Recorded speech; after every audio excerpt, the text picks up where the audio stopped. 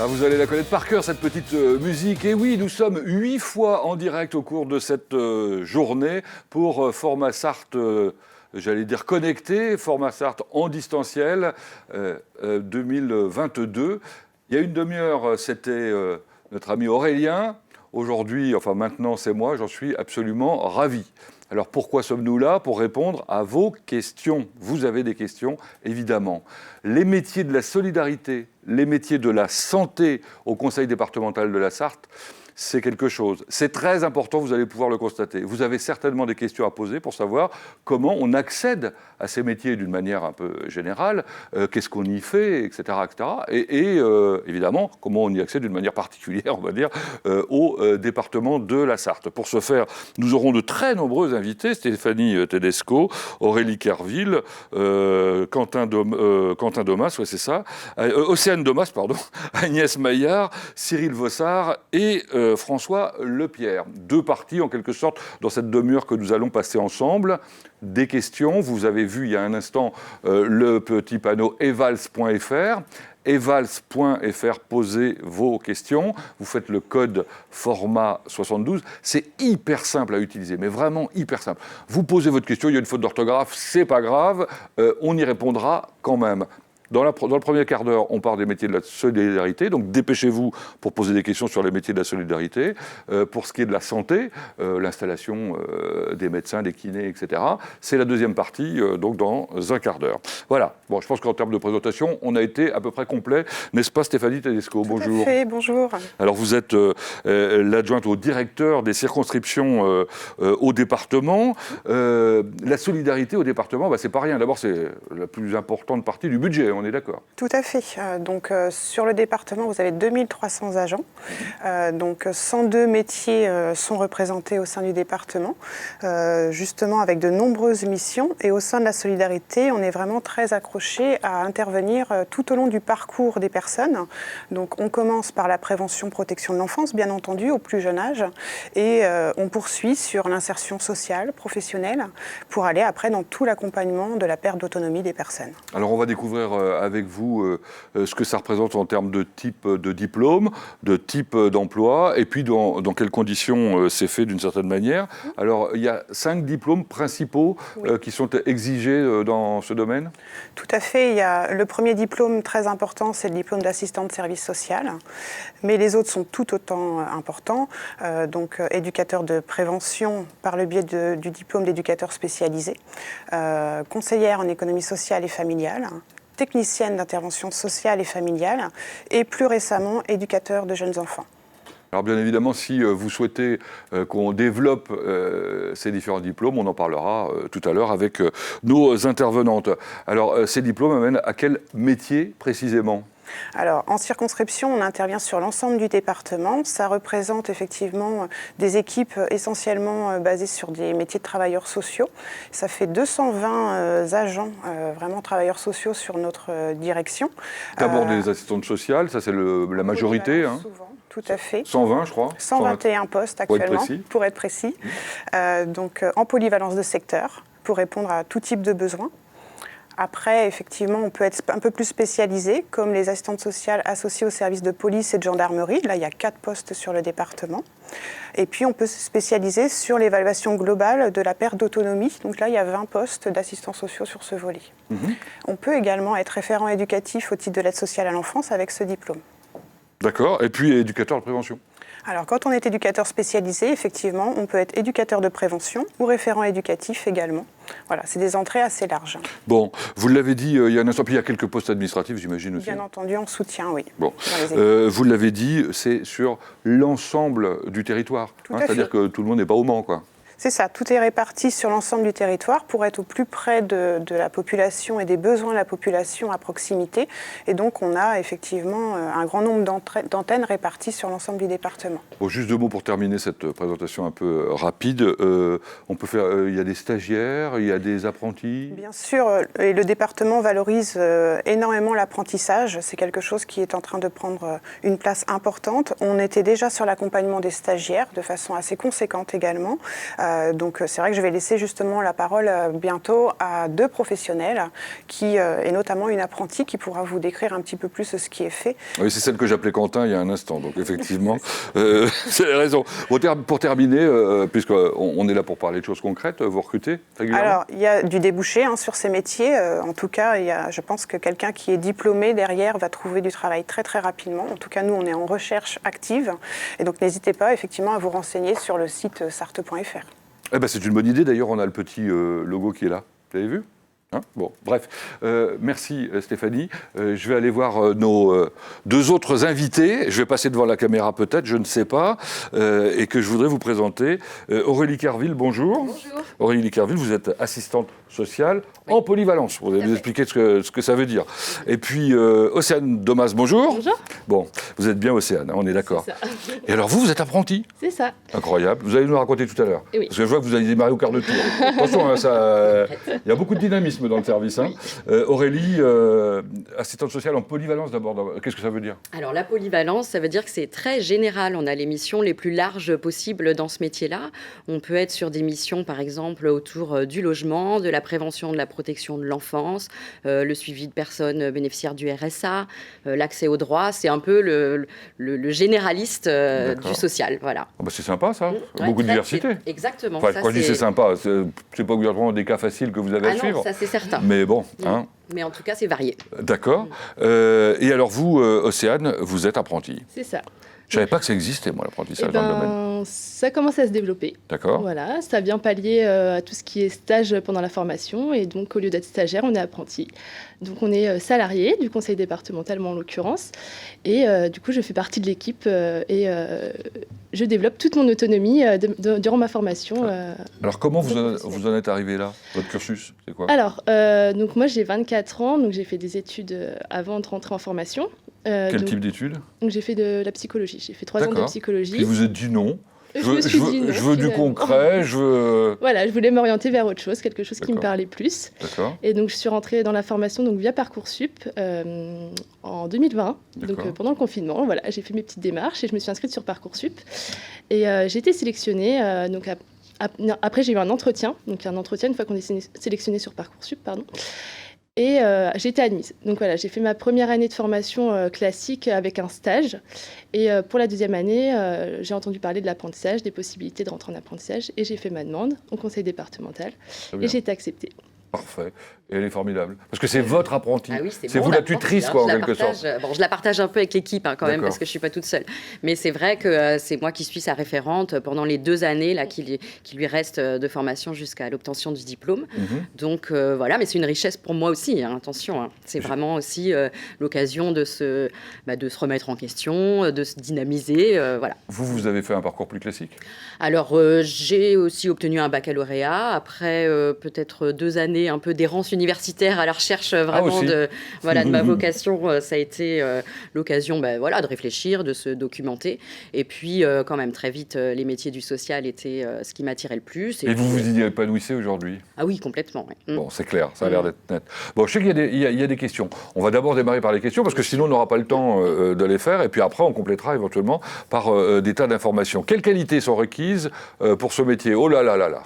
Alors, on parle beaucoup de savoir-être dans nos métiers. C'est vrai évidemment, c'est un métier qui touche des personnes fragiles, en difficulté, parfois en grande souffrance. Donc, les premières qualités sont des capacités d'écoute, d'accueil de l'autre dans la relation, sans jugement, pouvoir permettre un espace de confiance et libre d'expression. Donc, des qualités humaines, évidemment, qui sont indispensables. Je dirais qu'il faut aussi un certain dynamisme, parce qu'on est dans des activités rythmées, variées, et qu'il faut aussi savoir être moteur pour pouvoir avancer. Il faut s'organiser, gérer son temps, son planning, savoir gérer les priorités, par exemple. Je dirais que c'est les points qui me paraissent essentiels. Être patient, peut-être être patient. Oui, être patient, bien sûr. Savoir que les choses peuvent arriver, mais qu'il faut prendre le temps quelquefois. Tout à fait, ça veut dire qu'il ne faut pas se caler sur son rythme, mais sur celui des personnes qu'on a en face, bien sûr. Et quelquefois c'est difficile, surtout quand on est jeune. Enfin, j'imagine que on a envie que les choses avancent, quoi. C'est sûr. Évidemment. Deuxième question, peut-être. Pensez-vous que les métiers de la solidarité et de la santé seront mieux considérés et valorisés à court terme? Pourquoi? Parce qu'ils seraient mal considérés aujourd'hui? Disons qu'il y a peut-être quelques images un peu qui s'accrochent à ce que représente l'assistante sociale. Par exemple? Je ne sais pas. C'est vrai qu'on véhiculait souvent des images de personnes un peu coincées et puis un peu tournées autour d'actions autour de l'enfance un peu brutales, quoi. C'est vrai que ça, c'est des choses qui, évidemment, ont évolué. Après, je pense que participer à ce genre de journée, ça contribue à valoriser. L'accueil des apprentis, ça contribue à valoriser. Vous aviez une mauvaise image Non, du tout. métier? Non. Moi, je trouvais que c'était un métier qui est... Au contraire, on aide les personnes. Moi, je trouve que c'est un métier qui est très valorisant et on est vraiment au service de la population. Donc, j'avais à aucun moment eu ce genre de pensée. Comme quoi? Mais la communication est favorable quand même à mieux faire comprendre aussi ce qu'on fait et puis à permettre de changer quelques idées reçues. Ok, troisième question. On va pas les compter toutes. Quelles études faut-il faire au préalable pour entrer en école d'assistante sociale ou éducateur spécialisé? Alors bon, donc on a compris à travers vos témoignages que vous aviez le bac, vous aviez entamé des études supérieures, mais c'est quoi C'est pas obligatoire. le Alors niveau c'est de le base? bac ou l'équivalent C'est du le bac. bac ou équivalence de bac. Ça peut être tout type de bac. Nous, dans notre promo, ça va du bac ES au bac L, au bac pro, au bac techno. C'est vraiment le niveau bac. C'est tout ce qui est requis. D'accord. C'est ça. Et puis après, donc on fait une école. On fait une école sur 3 ans. Alors une école qu'on va pas trouver en Sarthe, par contre. Par contre, non. En Sarthe, il n'y a pas d'école. Après, les plus proches vont être les Croix-Rouges d'Alençon et de Chambray-les-Tours. Oui, c'est pas très loin. C'est pas très loin, c'est à 1 heure de route à peu près, ça se fait bien. À Alençon, on peut presque faire l'aller. Enfin, quand on habite c'est ce que je fais. 1 heure de C'est ce route. que je fais. Je fais 1 heure de route, 2 heures de route, donc tous les jours aller-retour. Et après, sinon, on a la RIPS à Angers, qui est aussi pas très loin. D'accord. Et alors, ça bouscule au portillon ou pas? À l'entrée? On va dire qu'il y a une 150aine de demandes à peu près à Alençon. Ça doit être ça pour 30 places. Ah oui. Ah oui. 30 de places, ouais. Ah oui. Donc il faut en vouloir. Oui. Ouais. Faut montrer qu'on est motivé et puis il faut montrer tout ce qu'on peut faire aussi dans notre vie quotidienne qui peut être valorisé pour entrer dans l'école. On accélère. Question suivante. Ça marche sur evals.fr, code format 72. Les études dans le domaine de la santé sont-elles forcément longues? Alors, Alors ça d'une manière plus générale du coup, pas seulement assistante sociale là, parce que... Mais peut-être que Stéphanie Tedesco peut y répondre. Ça veut dire qu'effectivement, si on va dans la santé sur un métier de médecin, forcément qu'il y a des études beaucoup plus longues que quand on va vers un métier d'aide-soignant, par exemple. Donc le nombre d'années, forcément, peut être doublé, voire triplé parfois. Effectivement, il y a des délais plus conséquents. Question suivante. Comment faire pour prendre de la distance avec des situations difficiles? Oui, c'est vrai que c'est une question importante. Alors, on est formé pour ça? Évidemment, on est formé à être capable de se protéger, de prendre de la distance. Mais je dirais que le point principal, et ça c'est ce qu'il faut valoriser au sein du département, c'est l'équipe sur laquelle on s'appuie. On ne travaille pas seul du tout. Et dans les situations difficiles, on partage avec nos collègues, avec notre encadrement aussi de proximité qui est là, la personne ressource disponible tous les jours dans notre quotidien pour pouvoir échanger, prendre du recul, nommer ce qui est difficile pour nous, parce qu'évidemment, ça arrive.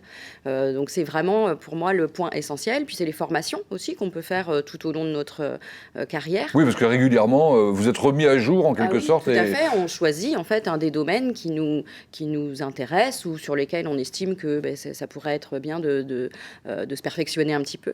Bon, puis on écoute les anciens. Alors quand je dis les anciens, c'est les anciennes plutôt, parce que c'est souvent des femmes. Il y a combien d'hommes?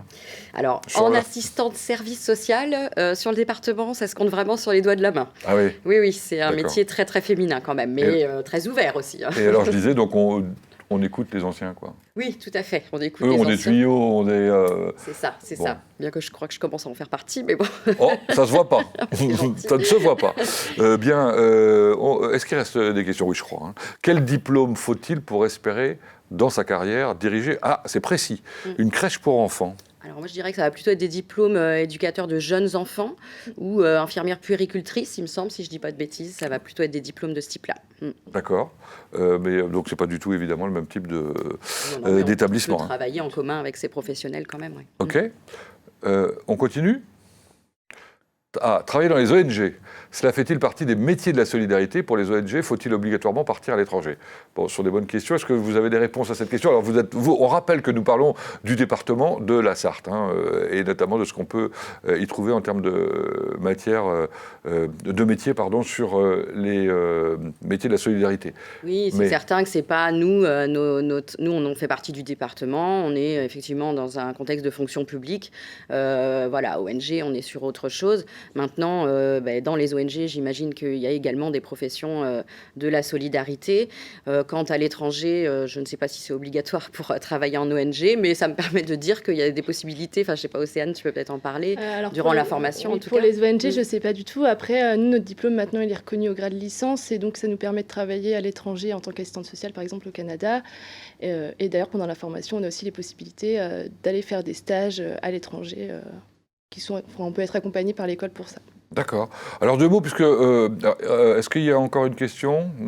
Oui, je crois qu'il y a encore une question. Et puis après, on va conclure cette première partie pour parler ensuite des métiers de la santé, puisque ça existe aussi, enfin en tout cas soutenu par le département. J'aimerais avoir des informations concernant le métier d'accompagnant éducatif et social, mais également le métier d'éducateur spécialisé. Waouh. Donc, j'allais dire en deux mots.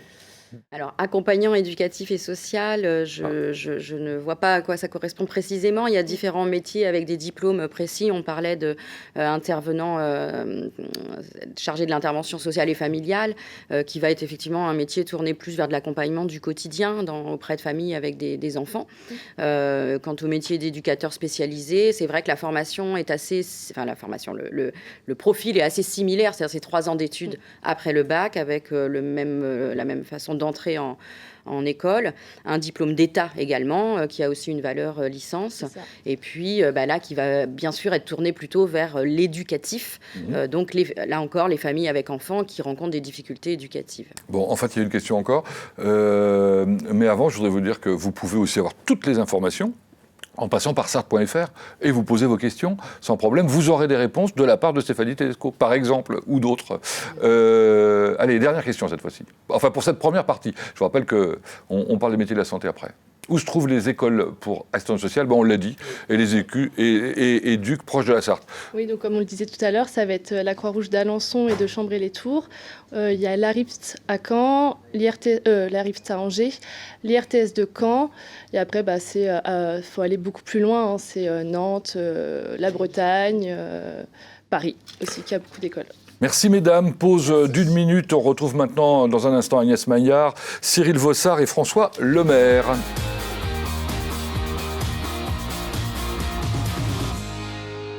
Vous pouvez poser vos questions sur les métiers de la santé au département de la Sarthe. Sur evals.fr, code format 72, on insiste, mais vous avez vu, ça a l'air de bien marcher ce matin. Vous êtes nombreux à poser des questions et c'est plutôt sympa. Je vous présente Agnès Maillard, bonjour. Bonjour. Vous êtes la directrice adjointe de Sarthe Autonomie. Vous êtes venue avec 2 invités, en quelque sorte, qu'on découvrira dans un instant. Cyril Vossard, qui est chargé de démographie médicale, et surtout un praticien, en l'occurrence kiné, si je ne m'abuse, qui vient de s'installer, qui s'appelle François Lemaire, et qui a choisi, j'allais dire, de vous écouter, en quelque sorte, Sarthe Autonomie. Il est venu grâce à Bon Soin, c'est ça ? Alors effectivement, il est venu grâce aux différentes campagnes et aux aides que l'on peut proposer au niveau du département de la Sarthe. Effectivement, le département n'a pas attendu les problématiques de tension, de démographie pour agir en matière de santé. On va voir le visuel de la campagne que vous nous avez rappelé, au Bon Soin. C'est une campagne que vous avez faite auprès de l'ensemble des professionnels ? Oui, tout à fait. L'objectif Non, c'est pas celui-là. C'est autre chose. C'est un autre visuel. C'est marqué Au Bon Soin. Voilà. Effectivement, nous avons mené cette campagne que nous poursuivons actuellement. L'objectif de cette campagne Au Bon Soin sur Sarthe, c'était d'attirer en fait l'attention des futurs professionnels de santé avec une campagne un petit peu moderne pour leur permettre aussi, à travers de cette campagne, leur montrer tous les atouts de la Sarthe et travailler sur l'attractivité du département. Et Dieu sait si c'est compliqué en ce moment, bien évidemment. Alors pour ce faire, vous avez mis en place des dispositifs. Oui, tout à fait. Nous avons des dispositifs à la fois d'aide financière et des dispositifs aussi d'accompagnement des professionnels. Par exemple, en Sarthe, on a des dispositifs qui vont venir soutenir les futurs professionnels ou les étudiants qui veulent s'orienter vers les métiers de la santé. C'est ce qu'on va découvrir avec Cyril Vossart tout à l'heure. Il va nous expliquer en détail comment on va aider les jeunes qui veulent être médecins, kinés. La question qu'on peut se poser, c'est que est-ce qu'ils sont à l'écoute aujourd'hui, parce qu'ils sont particulièrement dragués, hein, si vous me permettez l'expression, par, on peut l'imaginer, l'ensemble des départements de France qui connaissent les mêmes problèmes de démographie médicale, non ? Alors oui, ils sont à l'écoute. Après, au niveau du département de la Sarthe, on a les aides financières, mais pas que. Nous sommes un département où, en plus, on travaille aussi avec nos partenaires, notamment les communes, par exemple, pour permettre d'avoir des logements, notamment dans le cadre des stages, par exemple, à un coût très modéré ou à titre gracieux, dans nos territoires partenaires de santé. Ce qui permet aussi aux professionnels de découvrir la Sarthe et les métiers au cœur des territoires. Et puis il faut leur dire que les Sartois sont sympathiques et qu'ils sont agréables à soigner, j'allais dire, à prendre en charge. Les Sartois sont très, très sympathiques. Et puis il y a un grand dynamisme aussi en Sarthe autour de l'innovation en santé, autour de nouveaux dispositifs d'organisation qui se mettent en place, que le département soutient. Donc il y a un réel dynamisme qui peut aussi attirer les jeunes professionnels. Alors ce qu'on ne sait pas obligatoirement, c'est que le département est aussi... Alors donc là on est d'accord, on parle d'installation de libéraux, hein, de professionnels libéraux, mais il est aussi employeur de professionnels de santé. Tout à fait, donc les professionnels de santé peuvent tout à fait rejoindre le département de la Sarthe, hein, puisque nous avons des médecins, infirmiers, ergothérapeutes, enfin beaucoup de professions de santé qui exercent au sein du département de la Sarthe, avec une particularité, c'est qu'on accompagne tous des publics, hein, des plus jeunes aux plus âgés. Donc voilà, on est aussi employeur, donc il ne faut pas hésiter à penser aussi à nous. Il y en a combien, vous savez, ou pas, à peu près de professionnels de santé ? Non, vous n'avez pas fait le calcul. Au total, il y a certainement entre 50 et une centaine de professionnels de santé. Oui, ça fait beaucoup de monde. Voilà. Bon, on va aller voir vos invités, quoi, en quelque sorte, parce que vous m'avez suggéré de les recevoir pour détailler un peu, effectivement, ce que fait la Sarthe. Alors, avec Cyril Vossart, vous êtes chargé de démographie médicale. Vous êtes arrivé il y a combien de temps ici ? Il n'y a pas très longtemps. Je suis arrivé en remplacement d'une collègue en congé maternité. Bon, vous avez vu que la Sarthe était dynamique, il se passait plein de choses. Oui. Et donc, il y a beaucoup de dispositifs qui sont proposés aux professionnels. Vous allez pouvoir nous les détailler dans un instant. Mais je voudrais aussi vous présenter François Lemaire. Bonjour. Bonjour, monsieur. Vous venez de vous installer, vous ? Exactement, en novembre 2020. D'accord. Vous venez de terminer vos études, c'est ça ? C'est ça, en fait c'est mon premier travail comme diplômé kiné. D'accord. Et votre métier ? Kinésithérapeute. Parfait, vous avez fait vos études où ? Alors moi je suis de Saint-Nazaire de base. D'accord. J'ai grandi là-bas et j'ai fait mes études à Nantes. Ok. Et puis donc vous avez décidé un jour de venir vous installer. Vous allez nous expliquer tout à l'heure pourquoi. Ici, dans la Sarthe.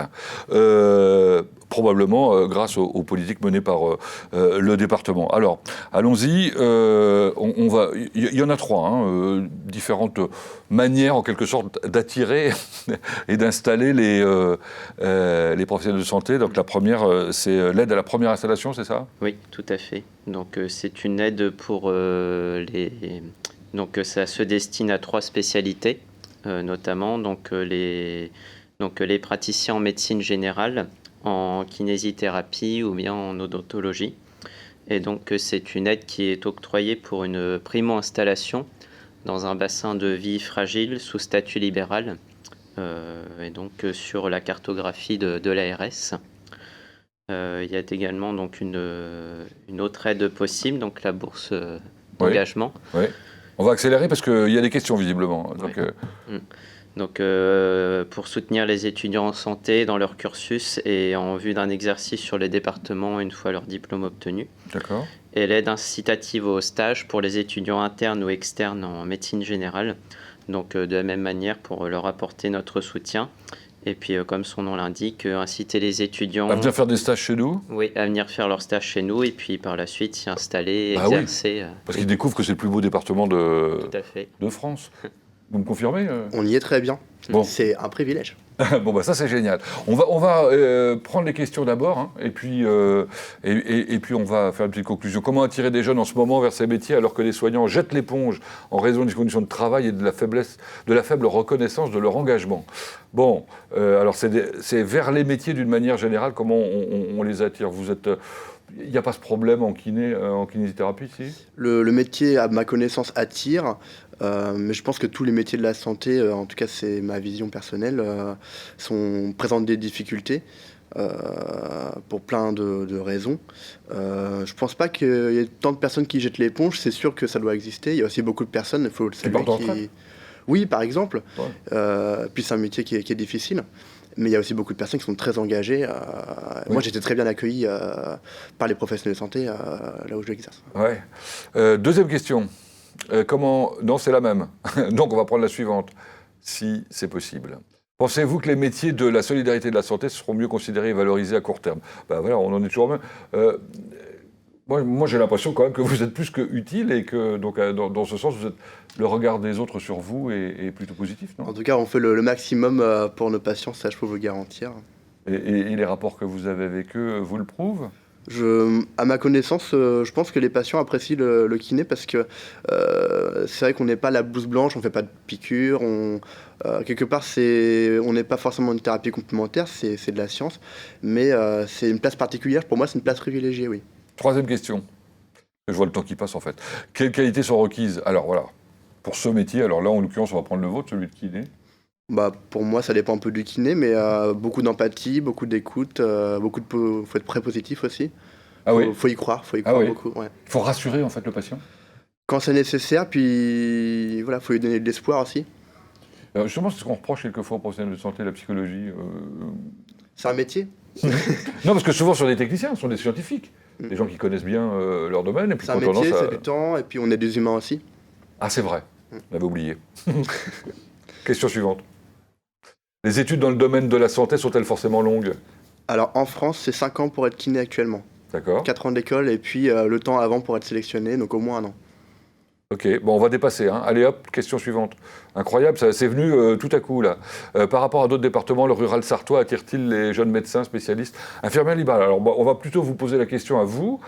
Pourquoi vous êtes venu vous installer chez nous? Alors moi, je savais que j'irais en milieu rural, mais ça aurait pu être un autre département. Et c'est vrai que les aides étaient incitatives, c'est comme ça qu'elles s'appellent, et je pense que c'est... Elles sont incitatives. Elles sont incitatives parce que pour s'installer, moi j'ai créé mon cabinet. Voilà, on va pas parler de montant, mais ce sont des sommes colossales, c'est des prêts, c'est un sacerdoce, on peut le dire. Donc les petits coups de pouce, ça rassure les banques, et puis ça rend possible le projet. C'est incroyable ce que vous dites là. Hein. C'est bien. Ok. Est-ce que la télémédecine peut favoriser l'attractivité de la Sarthe pour les médecins? C'est une bonne question d'après moi. Est-ce que la télémédecine s'implante en Sarthe? Alors vous n'êtes pas tout à fait concerné. Est-ce que oui? Bon, alors Agnès, vous allez peut-être pouvoir nous répondre. Je ne suis pas sûr qu'on vous voit à l'antenne, mais tant pis, vous allez nous répondre comme ça. Oui, effectivement, la télémédecine, ça... On vous voit, super. La télémédecine peut permettre d'être une alternative, effectivement, à certaines prises en charge. Elle ne doit pas être faite seule. On a quand même besoin de professionnels pour l'accompagnement sur du moyen terme. Par contre, ça permet aussi d'avoir, notamment parfois dans les secteurs ruraux, accès à de l'expertise, par exemple. Donc oui, elle se déploie en Oui, je sais que Sarthe. dans les pharmacies, maintenant, on arrive à trouver de la télémédecine dans les pharmacies, hein, c'est ça? Oui, dans les pharmacies, dans même les structures médico-sociales, comme les EHPAD, il peut y avoir de la télémédecine.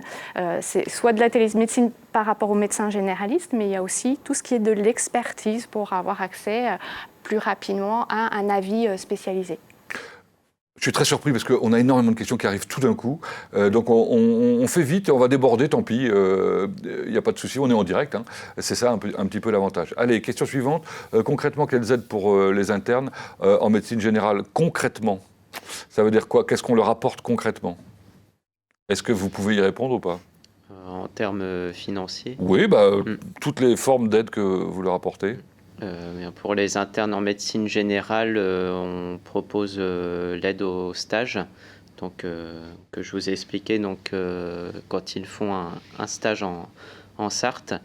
Donc, pour un premier stage, on est sur une aide de 300 € par mois. D'accord. Et pour un second stage effectué en Sarthe, on est sur une aide de 400 € par mois. D'accord, ça leur permet de payer les frais, etc. Enfin bon, ok, donc en complément de tout ce qu'ils peuvent avoir évidemment par ailleurs. D'accord. Tout à fait. Ok. Question suivante. Le médical, est-ce une vocation? Évidemment, je suppose. Pas François? forcément, mais Non. ça peut le devenir. Ah oui? Ah, bien sûr. C'est un métier magnifique. Ouais. Je pense que Agnès confirmera. Oui, alors c'est pas forcément une vocation peut-être, en tout cas c'est certainement un art. On ne vient pas vers les métiers de la santé par hasard. Voilà, il faut quand même une certaine appétence dans la relation à l'autre. Alors vous avez dit tout à l'heure, effectivement, il y a une partie scientifique, technique, mais il y a aussi une partie de la relation avec le patient aussi, et ça, il ne faut pas l'oublier. Merci d'avoir participé à cet échange. Bon, bah, visiblement, évidemment, ce domaine intéresse énormément de personnes, on peut le comprendre, vous en tant que patient, et puis les professionnels, parce qu'ils ont envie de savoir comment s'installer. On a la preuve ici, même si on n'a pas fait de démonstration, que la Sarthe est attractive, et on en est ravis. Merci infiniment de vous être déplacés ce matin pour nous en parler. Merci de nous avoir suivis. Dans une demi-heure, on retrouve notre ami Aurélien. Je crois de tête me souvenir qu'on parle d'université, non? C'est ça ou pas? Est-ce qu'on peut me confirmer? Personne, bon, tant pis. Oui, c'est ça, c'est tout ce qui se passe à l'université du Maine, pardon, à Le Mans Université. Vous pourrez poser plein de questions. Evals.fr, code format 72. Je vais y arriver. À tout à l'heure. Comment profiter au mieux de Format Sarthe 2022, édition connectée, les 28 et 29 janvier. 3 portes d'accès vous sont proposées. Le site formatsarthe.fr, avec notamment la liste exhaustive des portes ouvertes. La télévision LMTV Sarthe, ses reportages et plateaux thématiques en continu et vos questions aux intervenants en direct le samedi. L'application à télécharger Imagina pour accéder à des informations par secteur d'activité, diplôme envisageable, établissement de formation et leurs coordonnées, à la liste et aux horaires de tous les webinaires proposés les 28 et 29 janvier et à un choix de 200 plages de rendez-vous individuels pour être guidé dans votre orientation. Format Sarthe 2022, une édition interactive et connectée.